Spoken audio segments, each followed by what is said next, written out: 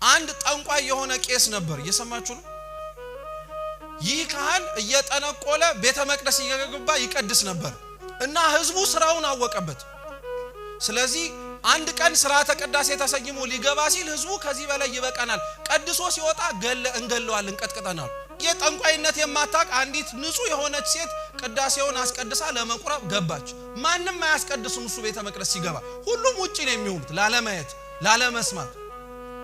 ገባ ቅዳሴውን ቀደሰ ከዛ ያቺን ልጅ አቅርቧት ቀጥ ብለው ወጡ እየሰማችሁ ነው አይደል አቅርቧት ወጡ ከዛ በኋላ ሰው ሁለቱንም ያዛቸው አንቺ ጠንቋይ ከሆነ ቄስ በመቁረብሽ እሱ ደግሞ ጠንቋይ ሆኖ ቤተ መቅደስ ገብቶ በመቀደሱ ሁለታችሁንም ልንገላችሁ ነው አሏቸው ልጅቷ ምንም ስለማታውቅ ዝም አለች ያ ቄስ ግን ቢያንስ ከመግደላችሁ በፊት አንድ ድል ስጡኝ ምን እንደሆነ ቢያንስ ልንገራችኋል አዎ ጠንቋይ ነኝ ያለ አዎ ጠንቋይ ነኝ ምንም አንድና ሁለት የለው ግን የቤተ መቅደሱን በር ለመሳለም እሱም በር ሲሳለም እንደ ንብ ቀፎ ላይ ረበው ሲያስጠነቁሉኝ የነበሩት አጋንንት በሙሉ ረግፈው ይሄዳሉ አለ ቤተ መቅደስ ላይ ገብቼ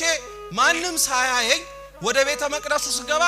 ራሱ የቤተ መቅደሱ ጠባቂ መላክና ጌታችን ኢየሱስ ክርስቶስ በሩ ላይ ይጠብቁኛል አለ እኔን በሳት ሰንሰለት አስሮኝ ንጹህ አይደለውምና ስጋውን ደሙን መንካት ስለማልችል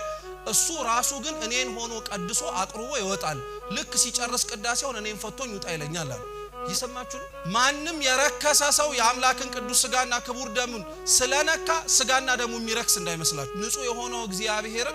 ቆሻሻ የሆኑ በኃጢአት ያደፉ ሰዎች ላይ ክብሩን ስለገለጠ እግዚአብሔር ይረክሳል ማለት አይደለም ቅዱስ ስጋውና ክቡር ደሙ ክብሩ ዝቅ ይላል ማለት አይደለም